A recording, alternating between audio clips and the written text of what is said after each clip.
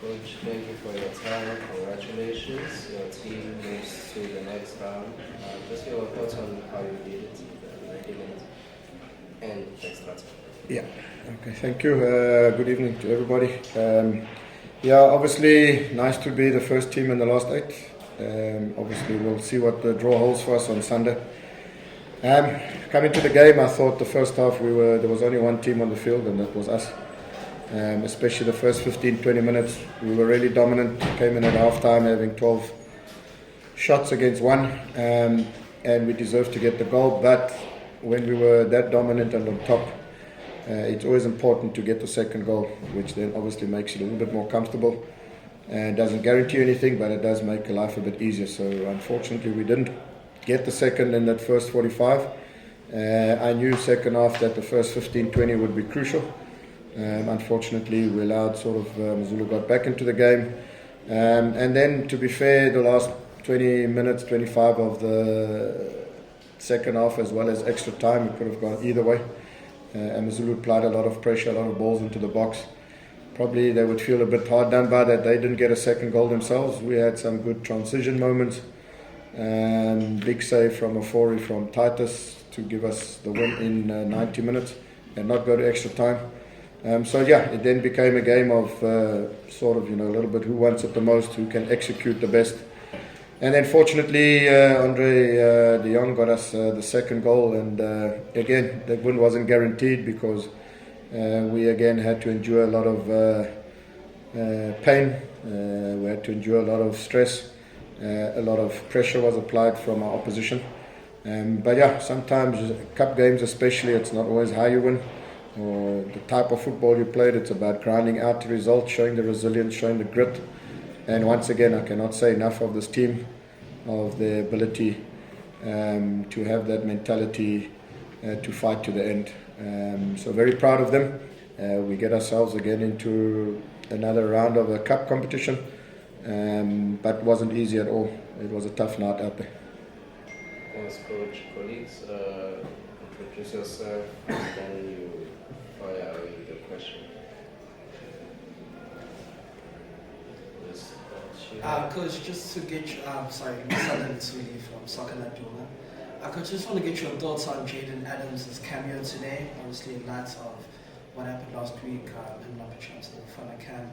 What do you make of his performance today, and what do you make of what happened at the Bafana camp last week after the MTN final? Yeah, look, I think it's not fair for me now to comment on the Bafana camp. I think it's past and it's gone. I think Jayden obviously is a very, very talented footballer. At the end of the window, there was a lot of talk of maybe a move. It didn't happen, and then obviously, the Bafana camp not being selected. So, it's not an easy period for him, but he's a quality footballer, and he just needs to get back and enjoying playing and doing what he is capable of doing. I thought he came on and calmed the game down for us and settled the game. He was good on the ball. Sometimes you've got to just be there for players and help them through some difficult moments. But Jayden will be key for us, important for us. And I'm sure we'll bounce back and fight for his position back in the Bafana team. Go for the next speech. Coach, congratulations on the victory and the news of Mgaga CFM. Obviously, Coach, this was your first game after the MTN final. Another cup match. Obviously, you did have that international break to get the guys to get over the MTN 8 loss, and then obviously come into this game. What were some of the conversations? Was it easier for you to help the boys transition from one cup game to another? Yeah, I think the FIFA break was good for us. Just sometimes pain and disappointment. Sometimes the best healer is time. So the players were very disappointed and felt hard done by. I could see the refereeing today. Every single free kick was made sure that it was taken at the right place. The whistle was blown. It was shown. It is something that there's two reactions you can have. You can either decide to be better, or you can decide to be better. There's only one letter difference, and we've decided to be better. Move on. You can't change it. It's history. It's past. And the next important is the following match, which was this evening. And once again, we've come away from home against a rejuvenated team. I thought, especially second half with the two big lads up front, Igedoro and Dion. You start wide, Hanemoop getting the ball into the box. It wasn't easy and difficult. So we've had to suffer a little bit those first couple of months. It's I think our 12th game. I think it's AmaZulu's only 4th game. We've had to travel to play Hotspurs in Durban. We had to play Sundowns in Durban. We've had to play a final here. We've played now again. Next week Saturday we're here again against Richards Bay. But when you have to go and endure through difficult times, it grows you as a team and it gives you that unity and that togetherness and that grit, and I think that's what we are showing at this stage, that we can endure and we can come through difficult moments like we have this evening, and we have that resilience to get over disappointments and look forward. We'll go through this gentleman. Can I take the last round of question? Recognize all three and then call it. Hi, Coach Sinatra from Focused. You speak about Adams, the talks that were about him possibly moving away. Bringing in Butsaka, was it like your move in trying to preparing for a life without him in future? And the second question, just your assessment or your thoughts on the role that Jong plays.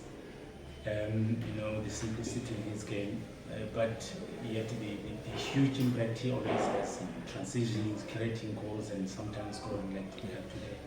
Yeah, look, to answer your first question, that wasn't the case. I've been a long admirer of Chumani. I've seen him grow up. Even in the NFD days, he was still a youngster coming through the Spurs Academy. We played a lot of friendlies against them. We watched. I've always been an admirer of him and always wanted him to be at our club. But obviously he was also in the PSL. So it wasn't easy at that stage. Obviously when they got relegated, it did open the door to perhaps see if we can bring him in. So the idea was always to have as many quality players as we can have. And you could see today that it was needed. So that ability to bring on Jayden after Chumani started, I think, is key for us. So he wasn't brought in with that in mind, but we're very happy with his contribution and what he's done and what he will do for the club. Your second question was? De Jong. Yeah, and I think he's, in my opinion, probably one of the most underrated footballers in the country. He's just like you said, simplicity at his best.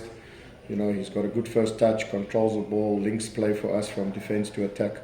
He's a smart footballer, he's aerially good for us, and he's scoring goals. So he's become a key player for us, and also, hoping that he gets himself back into the New Zealand national team. I think he deserves it. He's shown consistency for me now over the last 18 months, and is a valuable asset. I like him because he's smart. He's a smart footballer, tactically very disciplined, tactically very aware. So hopefully, that can continue.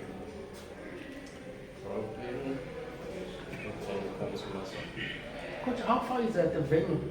How far is it now? We hopefully are next week. So it is improving. There's I think next weekend a Stormers game there, and then I'm hoping our Marumo Gallants next home game we can play them. Coach, two questions. One was around the venue as well. How much has it sort of destabilized you, if I can put it like that? Because even though you've reached the MTN final and all of that in the Champions League, but you've done it so far away from home. And then just secondly, your thoughts again on the mechanics of the competition. Another player, I think Iki last season won 3 men of the match awards, 300,000, 400,000, whatever, and now Devon opportunity again as you go forward with opportunity for players, for men of the match and all of that. Hopefully they bring a coach of the game there, even if it's half. No, I'm very, at the dynamics, it's always, as I said last year, it's always nice when there's a, we as South Africans have a unique way of sometimes just creating and being creative in our thoughts, innovative in our thinking. I think the Carling has always been an innovative competition from back in the days, and it was nice for the fans to get involved. It's nice for players to be rewarded. Devon puts in a shift week in and week out, hard-working footballer, and deserves that reward that he got. So for me, that is, it's a nice innovation. Obviously, the other, it's a seeded draw, so we do go into the last sort of 8 seeded. It doesn't guarantee you any further participation into the semis, but you have to work hard to get into that last 8, and hopefully we can get a home match, because it's not easy traveling. We as a football club have now reached a stage where we're planning for Mali away now. We might leave the Monday and only get back the Friday, and if we're in the Carling Cup final, it's on the Saturday. Morocco, we've figured out how to go around and do that with a game or 2 immediately after that. And so, it's not easy, but we must not complain, because it's what we want. We want to be challenging, we want to be playing in Africa, so what it throws at you, you must accept it and take it on the chin. And I think by doing that, it grows. I said it a couple of years back when we fought relegation, and people were like, this club might not, second season already fighting. And I knew that going through difficulties and sacrifice and suffering builds you and makes you tougher and makes you stronger for the future.